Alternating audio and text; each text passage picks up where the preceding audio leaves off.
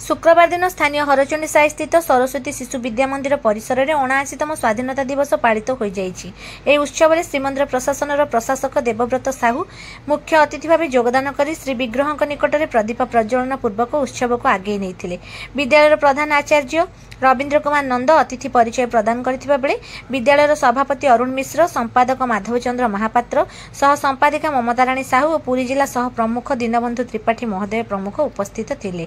श्रीजुक्त त्रिपाठी द्वारा मुख्य अतिथि श्रीजुक्त साहू को संबर्धित करथिबा बेले विद्यालय कृति छात्र छात्री मानक संपादक एवं सभापति द्वारा पुरस्कृत करा जायतिला। मुख्य अतिथि द्वारा जातीय पताका उत्तोलन करा जायथिबा बेले शिशु भाई भौणी मानक द्वारा जातीय संगीत शपथ पाठ वंदे मातरम गान करा जायतिला। विद्यालय समस्त शिशु भाई भौणी प्रभात फेरी करथिबा बेले संग्रामी बेश कुनी कुनी भाई भौणी माने उपस्थित रहिथिले। प्रभात फेरी परे परे विद्यालय कृष्ण जन्माष्टमी उत्सव पालन करा जायतिला। एही उत्सव में स्थानीय तोटा गोपीनाथ मठर पूजक हरिप्रसाद दास मुख्य अतिथि रूपे योगदान कर उत्सव को आगे नहीं। एही अवसर में कृष्णबेलार आयोजन करा जायतिला। कुनी कुनी भाई भौणी माने राधा और कृष्ण बेश सुसज्जित होई उत्सवर शोभावर्धन करथिले।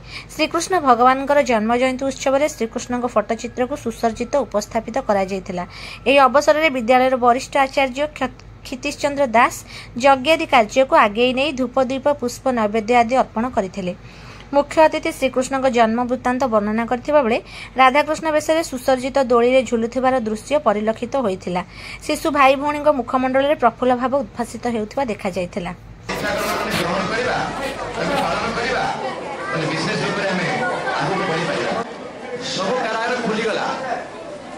सब करार सब शिक्षा